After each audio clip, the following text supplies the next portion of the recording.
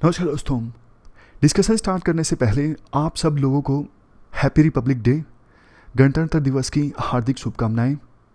Discussion की अगर बात करें तो आज देखो 3 इश्यूज़ हमें डिस्कस करने हैं। सबसे पहले रिपब्लिक डे से संबंधित इंपॉर्टेंट आर्टिकल हम डिस्कस करेंगे। इसमें रिपब्लिक का मतलब क्या है ये कंसेप्ट क्लियर होगा। इसके अलावा रिपब्लिक और डेमोक्रेसी में क्या डिफरेंस है, डेमोक्रेटिक वर्ड में क्या डिफरेंस है, वो भी आपको क्लियर होगा। कई बार प्री में भी यूपीएससी कंसेप्चुअल क्वेश्चंस पूछ लेती हैं, तो काफ़ी सारे कंसेप्ट्स इस आर्टिकल से कवर होंगे। उसके बाद ये जो आर्टिकल है, इंडिया को देखो अब अपना जो एमिशन है 2070 तक बिल्कुल न्यूट्रल लाना है, यानी नेट जीरो कार्बन वाला जो स्टेटस हासिल करना है ना, उसके लिए नई नई ग्रीन टेक्नोलॉजी चाहिए। तो ग्रीन टेक्नोलॉजी चाहिए तो इंडिया इन्वेस्टमेंट भी करे, इस प्रकार से इन्वेस्टमेंट करे कि जॉब अपॉर्चुनिटीज़ भी इंडिया में पैदा हो।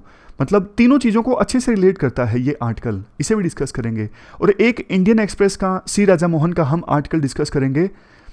यूरोप में अभी जो कुछ चल रहा है, रशिया और यूक्रेन के बीच में टेंशन्स हैं, तो उसमें इंडिया के कैसे इंटरेस्ट इन्वॉल्व हैं, इंडिया को कौन सी साइड होना चाहिए, थोड़ा थोड़ा वो सब चीज़ें डिस्कस की गई हैं। आज का कोट देख लीजिए, लियो टोल्स्टॉय का कोट है, wrong does not cease to be wrong because the majority share in it. इसका मतलब देखो ये है, मान लीजिए कोई पर्सन मर्डर कर देता है, लेकिन उस एरिया में मौजूद ज़्यादातर लोगों का मानना है इस पर्सन ने जो मर्डर किया है वो कुछ गलत नहीं है, सही है। तो ज़्यादातर लोगों का जो व्यू है, इसका मतलब वो नहीं कि जो गलत काम है वो सही हो जाएगा। गलत तो गलत रहेगा ना, बेशक मेजोरिटी लोग उस चीज़ को गलत ना माने, गलत तो गलत ही रहेगा। कोट आज का एमएसएमई से संबंधित है। एमएसएमई सेक्टर देखो हमारे देश की जीडीपी में 30% कंट्रीब्यूट करता है, और हमारे देश में एमएसएमई सेक्टर यानी micro small and medium enterprises 11 crore लोगों को रोजगार प्रोवाइड करता है।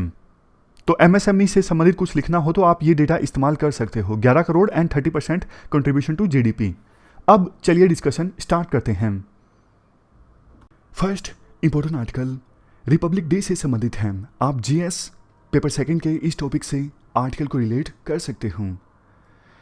देखो, इस आर्टिकल को डिस्कस करने से पहले एक क्वेश्चन मैं आपसे पूछूं कि रिपब्लिक डे जो हम सेलिब्रेट करते हैं इसकी क्या सिग्निफिकेंस है, और ये 26 जनवरी को ही क्यों सेलिब्रेट किया जाता है। तो आपका आंसर होगा, ठीक है, इसमें कौन सी बड़ी बात है। रिपब्लिक डे का मतलब ये होता है कि हमने इस दिन हमारा संविधान अडोप्ट किया था। वैसे कॉन्स्टिट्यूट असेंबली जो है उसका लास्ट सेशन 26 नवंबर को था, लेकिन संविधान हमने पूरी तरह से अडोप्ट किया 26 जनवरी को। वो इसलिए क्योंकि 1930 में इंडियन नेशनल कांग्रेस जिसने आज़ादी की लड़ाई लड़ी थी, इंडियन नेशनल कांग्रेस ने 26 जनवरी 1930 को पूर्ण स्वराज डिक्लेयर किया था। तो इसीलिए संविधान भी 26 जनवरी को ही अडोप्ट किया गया। ये सब बातें आपको पता होंगी। लेकिन अब एक क्वेश्चन मैं आपसे पूछता हूँ, ये इंपॉर्टेंट है। What is Republic?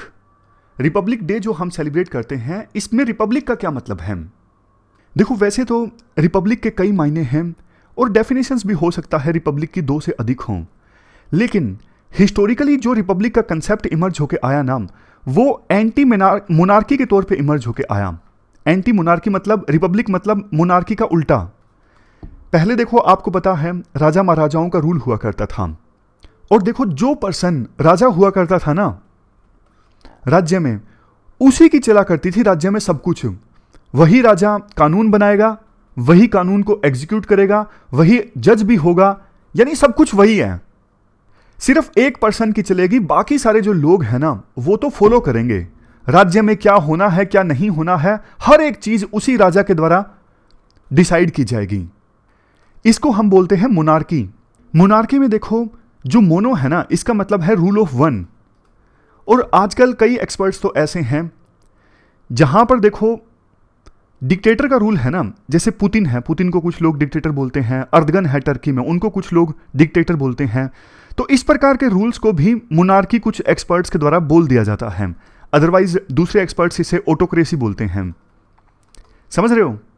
मोनार्की की देखो सबसे खराब चीज पता क्या होती है? सब कुछ राजा की विम्स एंड फैंसीज पे डिपेंड करता है। राजा को जो लगता है वही करेगा। एक दिन आपको लैंड ग्रांट दी जाती है, अगले दिन राजा को लगता है नहीं इसको नहीं देनी, वापस ले लेनी है, तो राजा आपसे वापस ले लेगा। कुछ रूल्स एंड रेगुलेशन नहीं है, जो राजा ने बोल दिया वही फाइनल है। मोनार्की में यह होता है जो भी डिसीजंस जनता को प्रभावित करते हैं ना, उन डिसीजंस को लेने में जनता का कोई रोल नहीं होता। सारे जो डिसीजंस हैं वो राजा के द्वारा ही ले लिए जाते हैं, और राजा वो डिसीजंस लेते वक्त जो जनता को प्रभावित करेंगे, कोई जरूरी नहीं इवन अपने मंत्रियों से भी कंसल्ट करे या फिर ना करे, सब कुछ राजा की मर्जी है। मतलब कि जनता से संबंधित जो मैटर्स है ना, जनता से संबंधित जो इश्यूज हैं, वो भी देखो पब्लिक अफेयर नहीं है, उनको भी राजा यानी जनता के इंटरेस्ट से संबंधित इश्यूज को भी राजा प्राइवेटली डिसाइड कर लेता है अपने आप से, बंद कमरे में बैठकर। जनता का उन डिसीजंस में कोई से नहीं होता।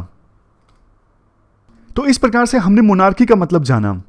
अब देखो रिपब्लिक पे आते हैं, क्योंकि शुरुआत में हमने कहा था republic is equal to anti monarchy.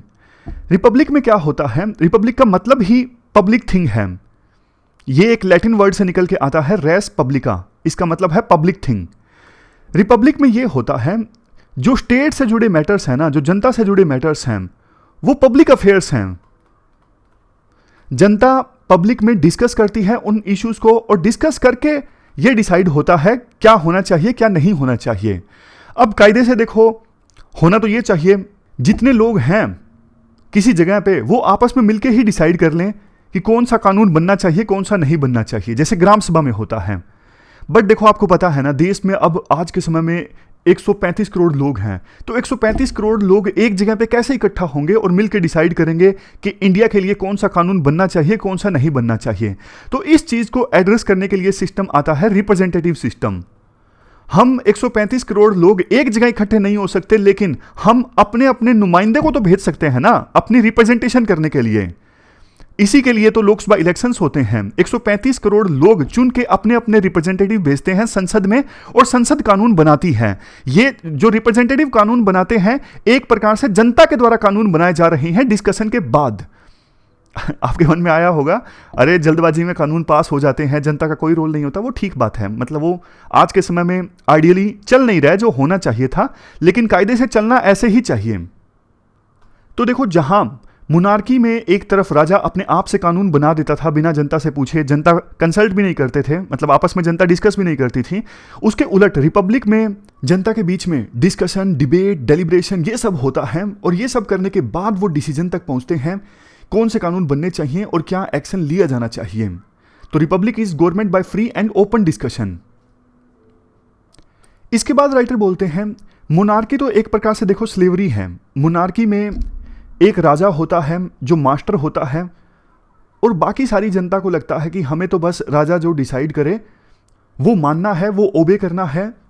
तो मोनार्की में कई बार जो लोग रहते हैं ना, उनकी मेंटलिटी जो है वो स्लेवरी जैसी हो जाती है, मतलब स्लेव जैसे वो बिहेव करने लगते हैं। तो गांधी जी इस बात को समझते थे कि कई सालों से इंडिया में सेल्फ रूल नहीं आया है, तो बहुत सारे लोग ऐसे हैं जिनकी जो मेंटलिटी है वो स्लेव जैसी हो गई है। तो उस मेंटलिटी को भी गांधी जी ब्रेक करना चाहते थे। इसी वजह से तो उन्होंने स्वराज का आइडिया दिया, ताकि इवन बहुत से लोगों का जो माइंड्स भी क्लोनाइज हो चुका है ना, जो बिल्कुल स्लेव्स की तरह अपने आप को समझने लगे हैं, हमें तो सिर्फ ओबे करना है, राइट्स हमारे पास कुछ नहीं है, तो ये माइंड्स का क्लोनाइजेशन भी चैलेंज किया जा सके। इसी के लिए गांधी जी ने कंसेप्ट दिया था स्वराज का, सेल्फ रूल। अब देखो आप ध्यान दीजिएगा, चूंकि मोनार्की में तो एक पर्सन का रूल होता है और रिपब्लिक में जनता का रूल होता है, तो रिपब्लिक ना बहुत ज्यादा एसोसिएटेड है फ्रीडम के साथ में, आजादी के साथ में। क्योंकि मोनार्की में तो लोग आजाद नहीं थे ना, सब कुछ राजा की विम्स एंड फैंसीज पे डिपेंड करता है, उसके मतलब मनमर्जी पे डिपेंड करता है क्या होगा। जनता के पास रियल आजादी नहीं है। लेकिन रिपब्लिक बनने के बाद जब जनता का रूल आ गया है तो जनता फिर आजाद हो गई है। अब वो आजादी देखो एक्सप्रेस हुई है हमारे संविधान के थ्रू। आपको पता है संविधान में फंडामेंटल राइट्स हैं, जहां देखो एक तरफ मोनार्की में राजा पर फोकस होता है, रिपब्लिक में सिटीजन्स पर फोकस होता है। आपको पता है हमारे संविधान में कुछ ही राइट्स ऐसे हैं जो फॉरेनर्स को मिले हुए हैं, बाकी तो देखो सारे जो फंडामेंटल राइट्स हैं ना वो सिटीजन्स के लिए हैं। तो रिपब्लिक में सिटीजनशिप का कंसेप्ट काफी ज्यादा इंपॉर्टेंट है। रिपब्लिक में देखो पॉलिटिकल लिबर्टी का मतलब ये नहीं होता कि इंडिविजुअल्स के पास यानी सिटीजन्स के पास अनलिमिटेड पावर है, जो मर्जी चाहे वो कुछ करें, नहीं ऐसा नहीं होता। रिपब्लिक में ना सिटीजन्स अपने ही द्वारा बनाए गए कानूनों के हिसाब से रहते हैं। अब पार्लियामेंट के थ्रू जो कानून बने हैं, इनडायरेक्टली तो जनता ने ही बनाए हैं ना, वो बात अलग है। पॉपुलेशन ज़्यादा है इसलिए रिप्रेजेंटेटिव भेजे और उन रिप्रेजेंटेटिव ने कानून बनाए, तो उन कानूनों के हिसाब से सिटीजन्स रहते हैं और वो कानून जो बने हैं वो भी जनता की विल का ही नतीजा है। रिपब्लिक में संविधान होता है जो जनता के द्वारा बनाया जाता है। कॉन्स्टिट्यूट असेंबली ने हमारा संविधान बनाया था, तो वो भी तो चुने गए थे ना। हालांकि क्रिटिसिज्म होता है कि उस समय प्रॉपर सबको वोट देने का अधिकार नहीं था जब कॉन्स्टिट्यूट असेंबली बनी थी, लेकिन देखो वो अलग इशू है। अभी फिलहाल हम रिपब्लिक का कंसेप्ट डिस्कस कर रहे हैं कि रिपब्लिक में एक संविधान होता है जो जनता के द्वारा ही बनाया जाता है। वो संविधान लैंड का बेसिक लॉ के तौर पे काम करता है और गवर्नेंस का एक फंडामेंटल फ्रेमवर्क प्रोवाइड करता है। हमारे संविधान के प्रियम्बल में जो शुरुआत में वर्ड आते हैं, we the people of India, वो जो वर्ड है ना, वो यही तो डिफाइन करते हैं कि हम सब ने मिलकर संविधान बनाया है, हम सब ऐसे भारत का सपना संजो रहे हैं। तो बिल्कुल सिंपल टर्म्स में बोलें तो रिपब्लिक में मेन जो पावर है ना वो जनता के पास में है। जनता ने ही कानून बनाया है, जनता सोवरिन है। ऐसा नहीं कि कोई राजा या फिर कोई और सिंगल पर्सन वो सोवरिन है, उसके पास में पावर है, नहीं, जनता सब कुछ है। अब देखो एक बहुत इंपॉर्टेंट क्वेश्चन इमर्ज होकर आता है। हमारे संविधान के प्रियम्बल में ना डेमोक्रेटिक रिपब्लिक लिखा हुआ है, सिर्फ रिपब्लिक नहीं लिखा हुआ। इसका क्या मतलब है?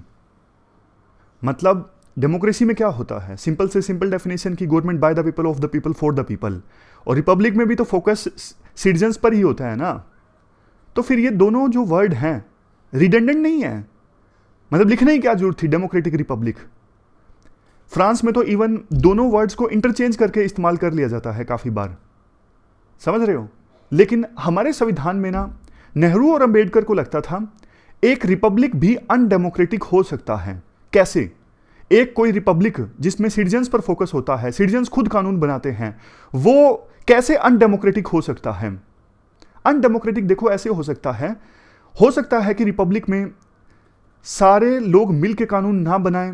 मतलब कि हो सकता है कि कुछ लोगों को वोटिंग राइट्स ना दिए जाएं, सिर्फ जनता का एक हिस्सा ही कानून बना ले और जनता का एक हिस्सा छूट जाए।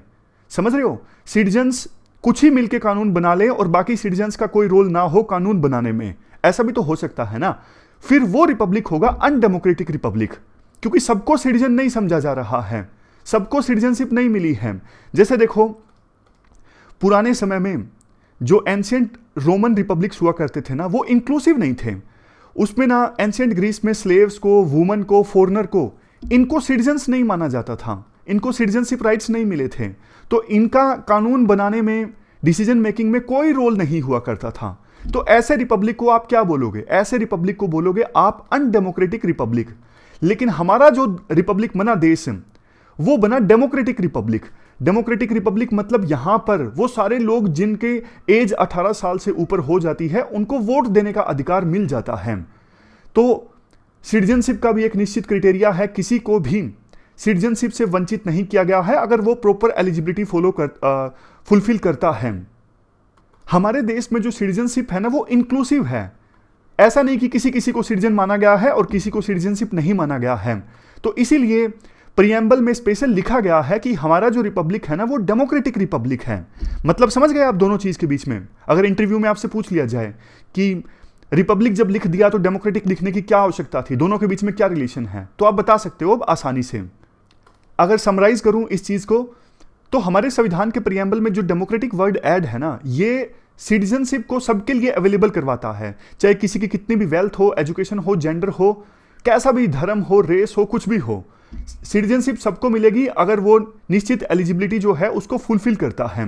तो डेमोक्रेसी जो है हमारे रिपब्लिक को और ज्यादा इंक्लूसिव बनाता है।